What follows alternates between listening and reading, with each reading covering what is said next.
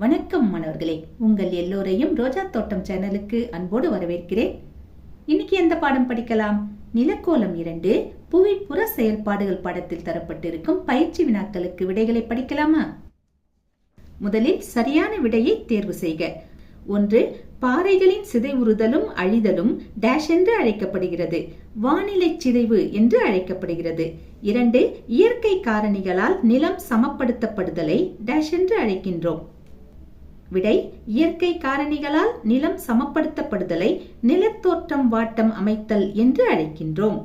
ஆக்சுவலா நிலமட்டம் சமமாக்கல்னு ஆப்ஷன் இருந்திருந்தா பொருத்தமா இருந்திருக்கும். ஆனா அந்த ஆப்ஷன் இங்க இல்ல.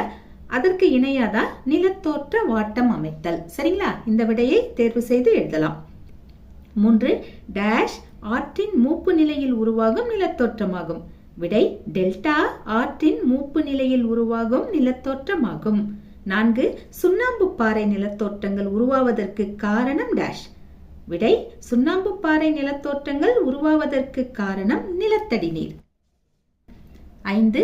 கீழே கொடுக்கப்பட்டுள்ள நிலத்தோற்றங்களில் எது பனியாறுகளின் படிய வைத்தலால் உருவாக்கப்படவில்லை? சரியான விடை சர்க்கு.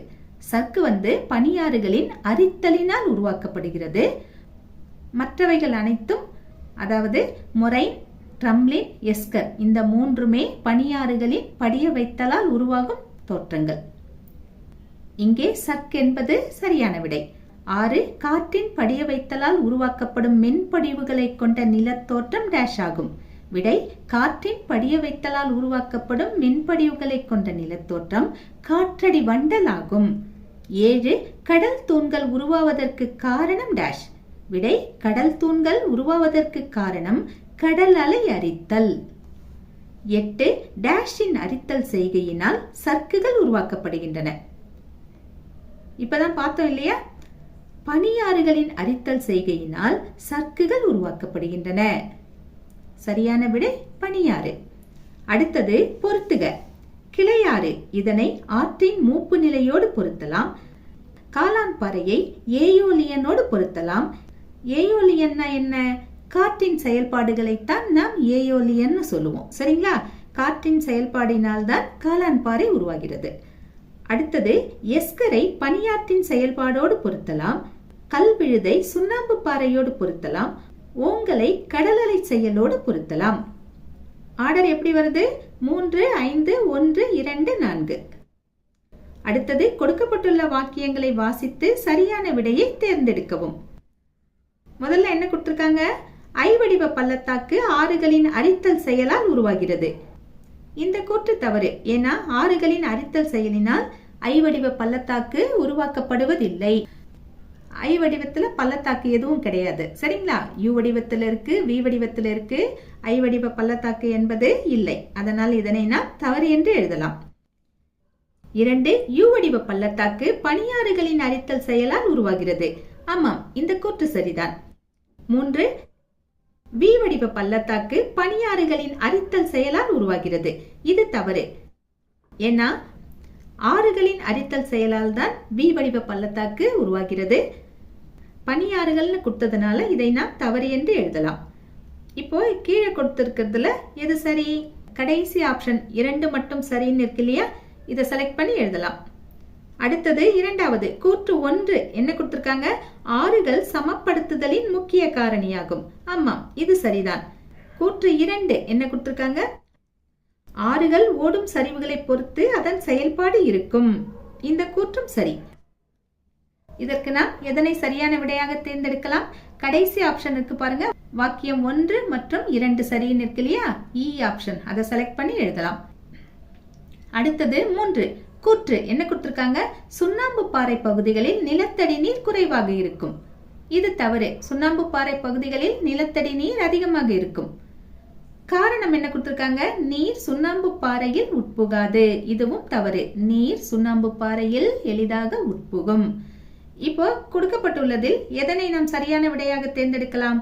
இ ஆப்ஷன் இருக்கு பாருங்க. கூற்று மற்றும் காரணம் தவறு. இப்படி இருக்கு இல்லையா? இதை செலக்ட் பண்ணி எழுதலாம்.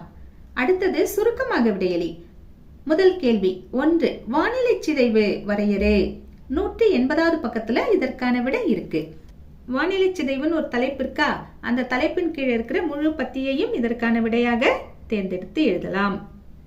அடுத்தது இரண்டாவது கேள்வி, உயிரின சிதைவு என்றால் என்ன? 182வது பக்கத்துக்கு வாங்க. மேல இருக்கு பாருங்க, உயிரின சிதைவுன்னு ஒரு தலைப்பு இருக்கு இல்லையா, அந்த தலைப்பின் கீழ் இருக்கிற அந்த முழு பத்தியையும் இதற்கான விடையாக தேர்ந்தெடுத்து எழுதலாம். அடுத்தது மூன்றாவது கேள்வி, ஆற்றின் 3 நிலைகள் யாது? அதனோடு தொடர்புடைய 2 நிலத்தோற்றங்களை கூறுக. 182வது பக்கத்துக்கு வாங்க. முதல்ல நாம ஆற்றின் 3 நிலைகளை எழுதிடணும். ஆறுகளின் நிலைகள்னு ஒரு தலைப்பு இருக்கு, அதுக்கு கீழே ஒரு பத்தி இருக்கு, அதை விட்டுடுங்க. அதுக்கு கீழே பாருங்க 1, 2, 3 போட்டு இளநிலை, முதிர்நிலை, மூப்பு நிலைன்னு இருக்கு இல்லையா, இவைகள் 3ம் தான் ஆறுகளின் 3 நிலைகள். அவங்க இதோட நிறுத்தல, அதனோடு தொடர்புடைய 2 நிலத்தோற்றங்களை கூறுகன்னு சொல்லியிருக்காங்க. மொத்தத்துக்கும் சேர்ந்து 2 நிலத்தோற்றங்களை உதாரணமா எழுதலாம். அப்படி இல்லைன்னா இளநிலைக்கு 2 உதாரணம், முதிர்நிலைக்கு 2 உதாரணம், மூப்பு நிலைக்கு 2 உதாரணம், இப்படியும் எழுதலாம். இந்த மாதிரி எழுதுனீங்கன்னா விடை நல்லா இருக்கும். இளநிலைக்கு உதாரணம் எதை எழுதலாம்? இளநிலைன்னு ஒரு தலைப்பு இருக்கு இல்லையா, அந்த பத்தியில 8வது லைன்ல கொஞ்சம் பிளாக் கலர்ல ஹைலைட் பண்ணி கொடுத்துருக்காங்க பாருங்க. வி வடிவ பள்ளத்தாக்குகள், மலை இடுக்குகள், குறுகிய பள்ளத்தாக்குகள், இணைந்த கிளை குன்றுகள், துள்ளல், குடக்குழிகள் மற்றும் நீர்வீழ்ச்சிகள், இப்படி கொடுத்துருக்காங்க இல்லையா. இதிலிருந்து ஏதாவது 2 எடுத்து எழுதலாம். இது எதற்கு உதாரணம்? இளநிலை ஆற்றிற்கு உதாரணம். அடுத்தது பாருங்க, முதிர்நிலைன்னு ஒரு தலைப்பு இருக்கா, அதுக்கு கீழே அந்த தலைப்பின் கீழே 183வது பக்கத்துல நல்ல கருப்பு கலர்ல ஹைலைட் பண்ணி காமிச்சிருக்காங்க பாருங்க. வண்டல் விசிறிகள், வெள்ள சமவெளிகள், ஆற்று வளைவுகள், குருட்டு ஆறுகள், இதெல்லாம் முதிர்நிலைக்கு எடுத்துக்காட்டு. இதுல இருந்து ஏதாவது 2 எடுத்து எழுதலாம். அடுத்தது கடைசியா மூப்பு நிலை, அது கீழே இருக்கு இல்லையா, இதுக்கு எதை உதாரணமா எழுதலாம்? கீழே பாருங்க, கடைசி 2 வரி, டெல்டாக்கள், ஓத பொங்கு முகங்கள். இப்படி இளநிலைக்கு 2 உதாரணம், முதிர்நிலைக்கு 2 உதாரணம், மூப்பு நிலைக்கு 2 உதாரணம்னு உங்களுக்கு விருப்பமான 2 செலக்ட் பண்ணி எழுதுனீங்கன்னா இந்த விடை சிறப்பாக அமையும். அடுத்தது பாருங்க, 4வது கேள்வி, குருட்டு ஆறு என்றால் என்ன? 184வது பக்கத்துல குருட்டு ஆறு அல்லது குதிரை குளம்பு ஏரி, இந்த மாதிரி ஒரு தலைப்பு இருக்கு இல்லையா, அந்த தலைப்பின் கீழே இருக்கிற அந்த முழு பத்தியையும் இதற்கான விடையாக எழுதலாம். அடுத்தது பாருங்க, 5வது கேள்வி, கடற்குகை எவ்வாறு கடல் வளைவிலிருந்து வேறுபடுகிறது? 189வது பக்கத்துக்கு வரணும். அங்க பாருங்க, கடல் குகைன்னு ஒரு தலைப்பு இருக்கா, அதுக்கு கீழேயே கடல் வளைவுன்னு இன்னொரு தலைப்பு இருக்கு பாருங்க. இரண்டையும் வேறுபடுத்தி காட்டணும். ஒரு பக்கத்துல கடல் குகைன்னு எழுதிக்கோங்க, இன்னொரு பக்கத்துல கடல் வளைவுன்னு எழுதிக்கோங்க. கடல் குகையில என்ன எழுதலாம்? கடல் அலைகள் தொடர்ந்து கடல் ஓங்கல்களின் மீது மோதுவதால் அடிப்பகுதி அரிக்கப்பட்டு துவாரம் போன்ற அமைப்பை ஏற்படுத்துகின்றன. இவையே கடல் குகைகள் எனப்படுகின்றன. இதை எழுதிடுங்க.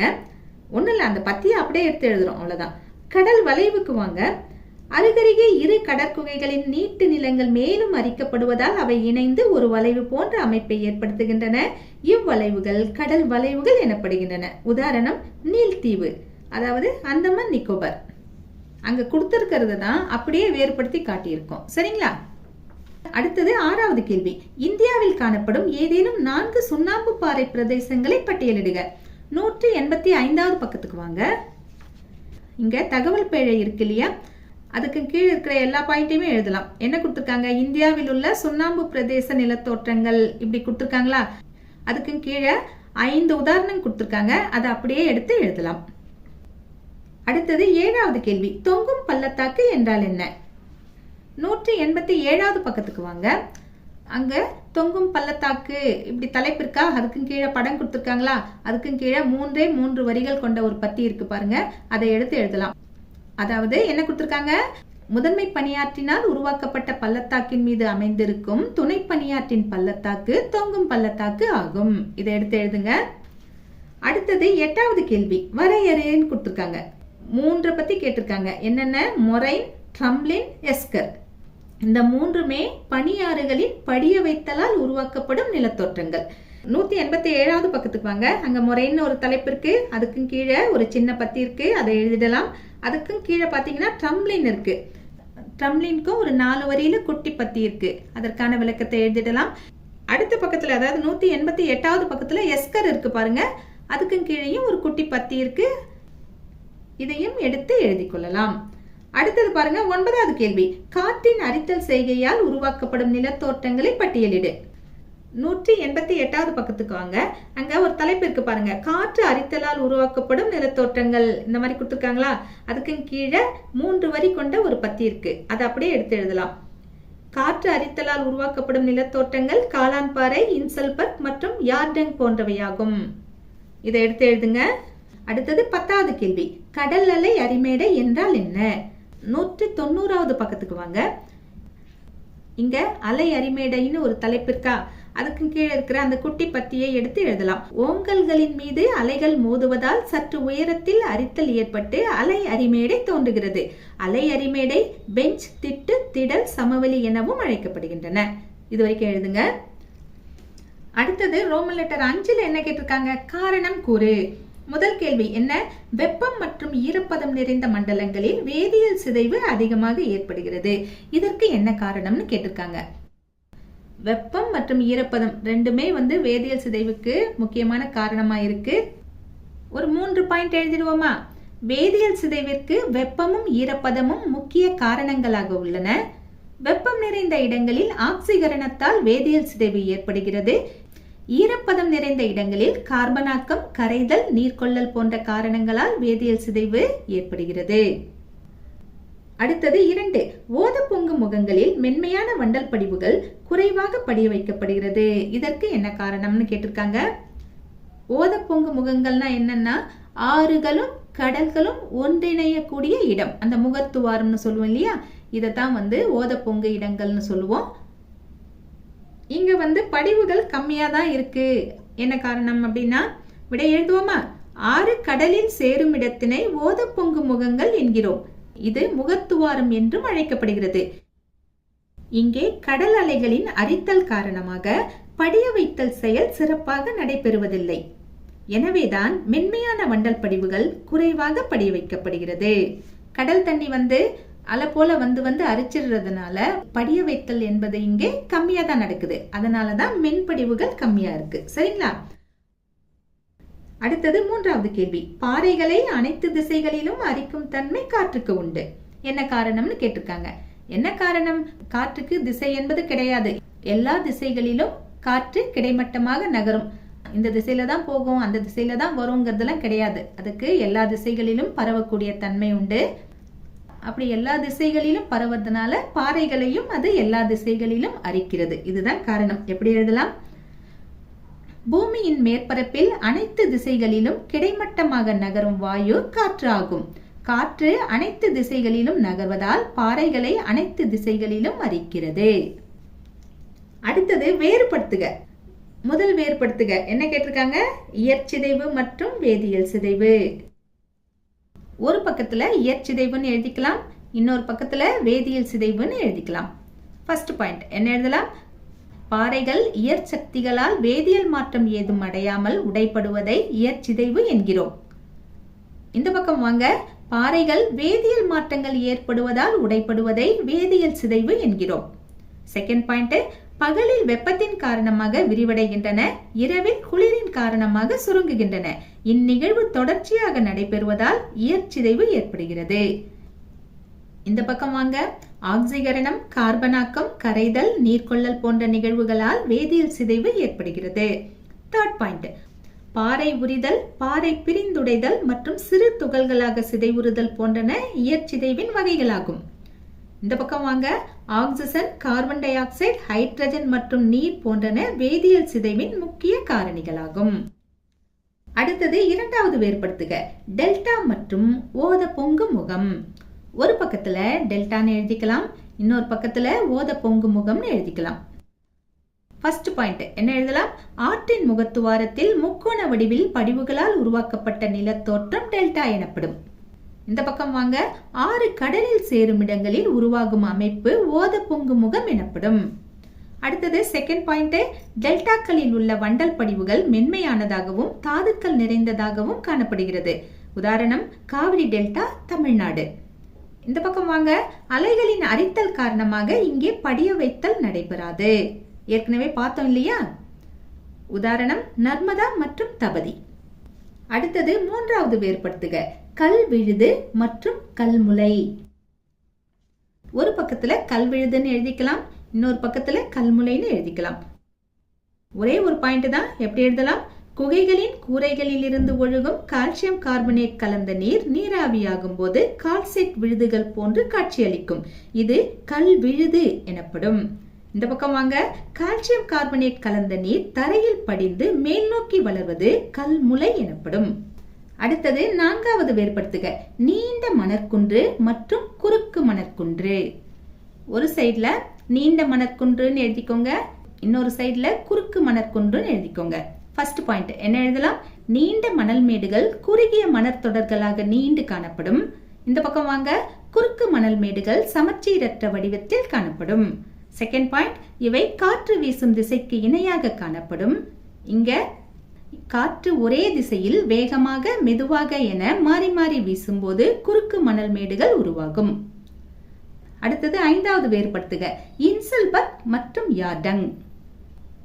ஒரு பக்கத்துல இன்சல்பர்க்னு எழுதிக்கோங்க, இன்னொரு பக்கத்துல யார்டங்னு எழுதிக்கோங்க. எப்படி எழுதலாம்? வறண்ட பிரதேசத்தில் காணப்படும் தீப்பாறைகள் காற்றின் அரிப்புக்கு உட்படாமல் சுற்றி இருக்கும் பகுதியை விட தனித்து உயர்ந்து காணப்படும் நிலத்தோற்றமே இன்சல்பர்க்கள் எனப்படும். யார்டங்க்கு வாங்க. வறண்ட பிரதேசங்களில் செங்குத்தாக அமைந்திருக்கும் சில பாறைகள் கடின மற்றும் மென்பாறை என மாறி மாறி அமைந்திருக்கும். மென்பாறைகள் காற்றினால் அரிக்கப்படும். காற்றினால் அரிக்கப்படாத கடின பாறைகள் ஒழுங்கற்ற முகடுகள் போன்று காணப்படும். இந்நிலத்தோற்றமே யார்டங் எனப்படும். யார்டங் படம் எப்படி இருக்குன்னு பாத்துக்கோங்க. அதே மாதிரி இன்சல்பர்க் எப்படி இருக்குன்னு பாத்துக்கோங்க. அடுத்தது கடைசி வேறுபாடு, நீண்ட மணல் திட்டு மற்றும் மணல் திட்டு. ஃபர்ஸ்ட் பாயிண்ட் எப்படி எழுதலாம்? மணல் திட்டின் ஒரு முனை நிலத்தோடு இணைந்தும் மறுமுனை கடலை நோக்கி நீண்டும் காணப்படும். இந்நீண்ட நிலத்தோற்றம் நீண்ட மணல் திட்டு எனப்படும். இந்த பக்கம் வாங்க. கடற்கரையில் மணற்படிவுகளாலான நீண்ட நிலத்தோற்றமே மணல் திட்டு எனப்படும். செகண்ட் பாயிண்டா என்ன எழுதலாம்? இவை பொதுவாக ஓத பொங்கு முகங்களில் காணப்படும். இந்த பக்கம் பாருங்க. இவை பெரும்பாலும் கடற்கரைக்கு இணையாக காணப்படும். அடுத்தது விரிவான விடையலி. முதல் கேள்வி, வானிலை சிதைவு என்றால் என்ன? வகைப்படுத்துக. 180வது பக்கத்துக்கு வாங்க. அங்க தலைப்பு இருக்கு பாருங்க, வானிலை சிதைவுன்னு இருக்கா? அங்க ஆரம்பிக்கணும். அங்க ஆரம்பிச்சு வானிலை சிதைவுன்னா என்னன்னு இருக்கு அதை எழுதணும். அதுக்கப்புறம் 3 வகைப்படும்னு கீழே கொடுத்துருக்காங்க இல்லையா? இயற்சிதைவு, வேதியியற் சிதைவு, உயிரின சிதைவுன்னு அந்த 3ஐயும் எழுதணும். அந்த 3ஐயுமே நாம விரிவா எழுதி காட்டணும். அதாவது இயற்சிதைவுன்னா என்னன்னு எழுதணும். இயற்சிதைவின் வகைகள்னு கொடுத்துருக்காங்க பாருங்க. 3 வகைகள் இருக்கு பாருங்க. பாறை உரிதல் ஒரு வகை, சிறு துகள்களாக சிதைவுறுதல் இன்னொரு வகை, பாறை பிரிந்துடைதல் இன்னொரு வகை. இப்ப இயற்சிதைவு முடிஞ்சிருச்சா? அடுத்தது வேதியியல் சிதைவுன்னு இருக்கு பாருங்க, அதை எழுதணும். அதற்கான காரணங்கள் இருக்கு பாருங்க, ஆக்சிகரணம், கார்பனாக்கம், கரைதல், நீர்கொள்ளல், இதெல்லாமும் எழுதணும். கடைசியா 182வது பக்கத்துல பாருங்க, உயிரின சிதைவு இப்படி ஒரு தலைப்பு இருக்கா? அதுக்கு கீழே ஒரு குட்டி பத்தி இருக்கா? அதோட இதற்கான விடையை முடிக்கணும். அடுத்தது 2வது கேள்வி, நிலத்தடி நீரின் அரித்தலால் உண்டாகும் நிலத்தோற்றங்களை விவரி. 185வது பக்கத்துல நிலத்தடி நீரின் அரித்தலால் உருவாக்கப்படும் நிலத்தோற்றங்கள்னு ஒரு தலைப்பு இருக்கு பாருங்க. அந்த QR கோடு பக்கத்துல இருக்கு பாருங்க. அங்க இதற்கான விடையை ஆரம்பிக்கணும். அதாவது அரித்தல் செயலுக்கு பெரும்பாலும் கரைதலே முக்கிய காரணமாகும். இங்க ஆரம்பிக்கணும்.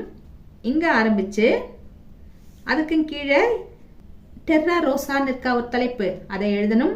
லேபிஸ் இதை எழுதணும். உறிஞ்சு துளைகளை எழுதணும். அதுக்கப்புறமா அடுத்த பக்கத்துல, அதாவது 186வது பக்கத்துல குகைகள் மற்றும் அடிநில குகைகள்னு ஒரு தலைப்பு இருக்கா? அந்த தலைப்பின் கீழே இருக்கிற முதல் பத்தியோட இதற்கான விடையை நாம் முடித்துக் கொள்ளலாம். அதாவது எதோட முடிக்கணும்னா, உதாரணம் மேற்கு பீகாரில் உள்ள குப்ததாம், இதோட முடிக்கணும். அதுக்கு அடுத்த பத்தி நமக்கு வேண்டாம், ஏன்னா அது படிய வைத்தலால் உருவாக்கப்படும் நிலத்தோற்றங்கள். நம்ம கிட்ட அரித்தலால் உண்டாகும் நிலத்தோற்றங்கள் தான் கேட்டிருக்காங்க, படிய வைத்தல் கேட்கல. அதனால அதோட முடிச்சுக்கோங்க. அடுத்தது பாருங்க, 3வது விரிவான விடையலி, பனியாறு என்றால் என்ன? 186வது பக்கத்துக்கு வாங்க. அங்க பனியாறுன்னு தலைப்பு இருக்கா? அந்த இடத்துல இதற்கான விடை ஆரம்பிக்கணும். ஆரம்பிச்சு அதுக்கு அடுத்த பக்கத்துல பனியாறு அரித்தலால் உருவாகும் நிலத்தோற்றங்கள்னு ஒரு தலைப்பு இருக்கு இல்லையா? பனியாறுகள் ஒரு சிறந்த அரித்தல் காரணியாகும். அரித்தலால் உருவாகும் நிலத்தோற்றங்கள் சர்க்கு, அரட்டு, மேட்டர்ஹார்ன், யூ வடிவ பள்ளத்தாக்கு, தொங்கு பள்ளத்தாக்கு, பனியாறுகுடா போன்றவையாகும். இவ்வகையான நிலத்தோற்றங்கள் பெரும்பாலும் சுவிட்சர்லாந்து, நார்வே போன்ற நாடுகளில் அதிகம் காணப்படுகின்றன. இது வரைக்கும் எழுதலாம். இது விரிவான விடை இல்லையா? அப்போ நாம இப்ப பார்த்தோம் இல்லையா உதாரணங்கள், அந்த உதாரணங்களை தலைப்பா போட்டு அதை பத்தி சின்ன சின்ன விளக்கத்தை கொடுக்கலாம். சர்க்கு கொடுத்துருக்காங்களா? அதை எழுதிக்கலாம். அடுத்தது அரட்டு எழுதலாம், பிரமிடு சிகரம் எழுதலாம், யூ வடிவ பள்ளத்தாக்கு எழுதலாம், அதுக்கப்புறம் தொங்கும் பள்ளத்தாக்கு எழுதலாம், பனியாற்று குடா எழுதலாம். இதெல்லாம் பனியாறுகளின் அரித்தலால் உருவாகும் நிலத்தோற்றங்கள். பனியாறு படிய வைத்தலால் உருவாக்கப்படும் நிலத்தோற்றங்கள் அடுத்து கொடுத்துருக்காங்க. மொரைன்கள், ட்ரம்லின், எஸ்கர்லாம் வரும். நம்ம கிட்ட மொட்டையா பனியாறு என்றால் என்னன்னு தான் கேட்டிருக்காங்க. அப்படின்னா நீங்க பனியாறுன்னா என்னன்னு எழுதிட்டு அரித்தலால் உருவாக்கப்படும் நிலத்தோற்றங்கள் அப்படின்னு போட்டு 1, 2, 3ன்னு போட்டு உதாரணங்களை எழுதணும். அடுத்து படிய வைத்தலால் உருவாக்கப்படும் நிலத்தோற்றங்கள்னு போட்டா 3 தான், மொரைன், ட்ரம்லின், எஸ்கர். இதையும் சின்ன சின்ன தலைப்பா போட்டு விளக்கிட்டா நல்லா இருக்கும். அடுத்தது 4வது கேள்வி, காற்று படிய வைத்தல் செயலினை விவரி. 188வது பக்கத்துல காற்றுன்னு ஒரு தலைப்பு இருக்கு இல்லையா, அந்த காற்றை பத்தி முதல்ல எழுதிடணும். அந்த ஒரு பேராகிராஃபா எழுதிடுங்க. அதுக்கு கீழே காற்று அரித்தலால் உருவாக்கப்படும் நிலத்தோற்றங்கள்னு இருக்கு. அது நமக்கு வேண்டாம், ஏன்னா நம்ம கிட்ட படிய வைத்தல் தான் கேட்டிருக்காங்க. நீங்க என்ன பண்ணுங்கன்னா அதே பக்கத்துல பாருங்க, காற்றின் படிய வைத்தலால் உருவாக்கப்படும் நிலத்தோற்றங்கள் ஒரு தலைப்பு இருக்கு இல்லையா, அங்க ஆரம்பிக்கணும். மணற்குன்று, பர்கான் மற்றும் காற்றடி வண்டல் போன்றவை காற்றின் படிய வைத்தலால் உருவாக்கப்படும் நிலத்தோற்றங்கள் ஆகும்னு இருக்கா.